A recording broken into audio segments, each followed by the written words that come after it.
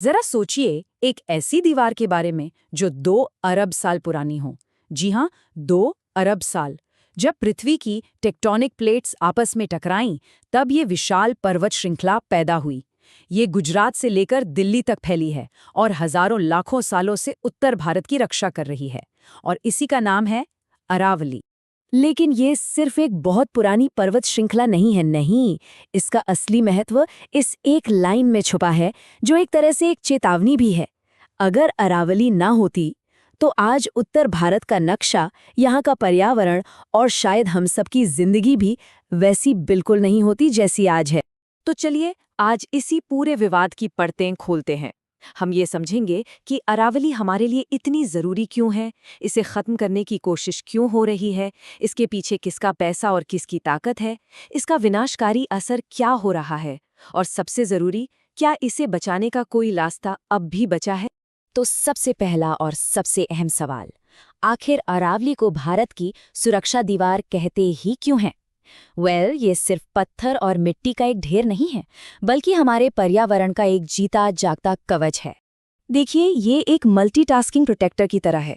एक तरफ तो ये थार के रेगिस्तान को आगे बढ़ने से रोकती है, उसकी गर्म हवाओं और धूल भरी आंधियों के सामने एक दीवार बनकर खड़ी हो जाती है।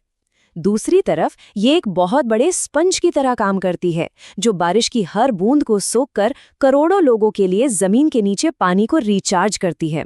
और हाँ, दिल्ली एनसीआर जैसे कंक्रीट के जंगलों के लिए तो ये ताज़ी हवा देने वाले ग्रीन लंग्स।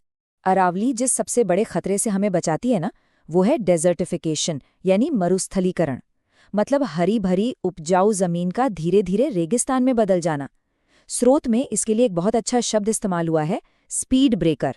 जैसे स्पीड ब्रेकर गाड़ी की रफ्तार को धीमा कर देता है, ठीक वैसे ही अरावली रेगिस्तान के फैलाव को रोकती है। तो सवाल उठता है कि अगर अरावली इतनी ही जरूरी है, तो फिर इस पर यह विवाद क्यों हो रहा है? विवाद की जड़ में है सरकार का एक फैसला, एक नई परिभाषा, एक ऐसा नियम जिसके बारे में कहा जा रहा है कि वो सिर्फ एक कागज पर, कलम की एक नोक से अरावली के बहुत बड़े हिस्से को गायब कर सकता है। अब ये सवाल सुनने में तो बड़ा सीधा साधा लगता है ना? लेकिन यकीन मानिए, पूरा का पूरा खेल इसी एक सवाल के जवाब में छिपा हुआ है। देखिए, पूरी दुनिया में एक सिंपल सा नियम है।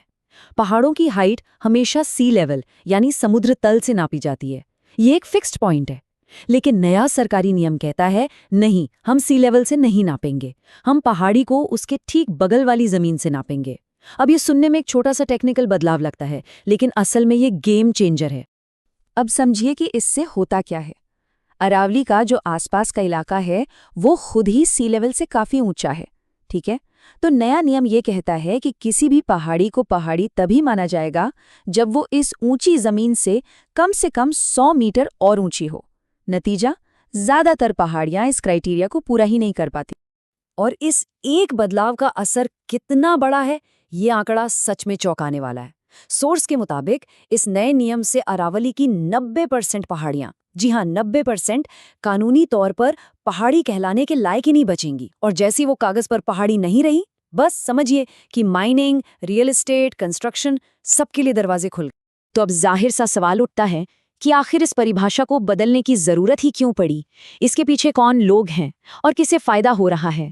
और सोर्स के माने तो इसके पीछे करोड़ों अरबों का खेल है, जिसमें बहुत बड़े बड़े फाइनेंशियल इंटरेस्ट शामिल हैं। सोर्स का दावा है कि ये एक पूरा नेक्सस है। इसमें रियल एस्टेट कंपनियां हैं, माइनिंग लॉबी है और कथित तौर पर इनसे चंदा लेने वाली पॉलिटिकल पार्टीज भी। जरा सोचकर देखिए, गुड़गांव और फरीदाबाद जैसे इलाकों में जमीन की कीमत क्या है?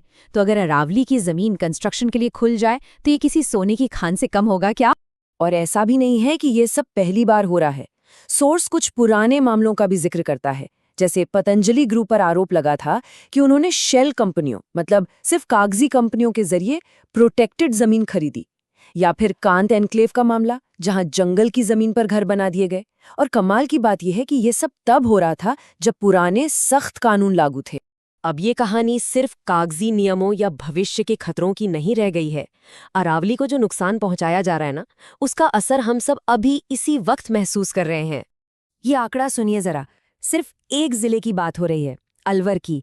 यहाँ 31 पहाड़ियां पूरी की पूरी गायब हो चुकी हैं। मतलब थी, अब नहीं है, उन्हें खोदकर पत्थर पत्थर करके बेच दिया गया।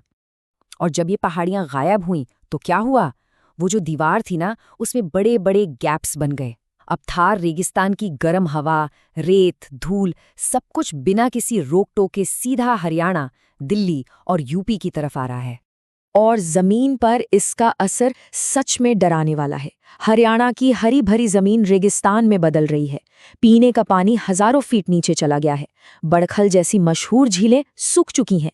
और सबसे खतरनाक, मॉनसून का पूरा साइकिल बिगड़ गया है। जो बारिश पहले 101 दिन होती थी, वो अब सिर्फ 25 दिन पर आ गई है। लेकिन जब तबाही का ये मंजर लोगों के सामने आया तो उन्होंने आवाज उठाई, और यहीं से ये लड़ाई एक नए और बहुत ही क्रिटिकल मोड़ पर पहुंच गई। सरकार की इस नई परिभाषा के खिलाफ राजस्थान से लेकर हरियाणा तक हजारों लोग सड़कों पर उतर आए। सोशल मीडिया पर #SaveAravali ट्रेंड करने लगा और देखते ही देखते सरकार पर जबरदस्त प्रेशर बन गया। इसके बाद जो हुआ वो बहुत तेजी से हुआ। जरा इस टाइमलाइन पर गौर कीजिए। मई में सुप्रीम कोर्ट कहता है कि अरावली को बचाने के लिए एक परिभाषा बनाओ। नवंबर में सरकार एक ऐसी परिभाषा देती है जो उसे खत्म कर सकती है, और सुप्रीम कोर्ट उसे मान भी लेता है। लेकिन जब लोगों का गुस्सा सड़कों पर दिखा तो दिसंबर के आखिर में सुप्रीम कोर्ट को अपने ही फैसले पर टेम्पररी रोक लगानी पड़ी। सोर्स एक और दावा करता है। वो कहता है कि इस पब्लिक प्रोटेस्ट को काउंटर करने के लिए एक पीआर कैंपेन भी चलाया गया। आरोप है कि कुछ सोशल मीडिया इन्फ्लुएंसर्स को पैसे देकर सरकार के एक्शन को डिफेंड करने वाले वीडियो बनवाए गए। तो आज की तारीख में स्थिति ये है, सुप्रीम कोर्ट ने अपने फैसले पर रोक लगा रखी है। अब एक नई एक्सपर्ट कमेटी बनेगी जो इस 100 मीटर वाले नियम को फिर से देखेगी।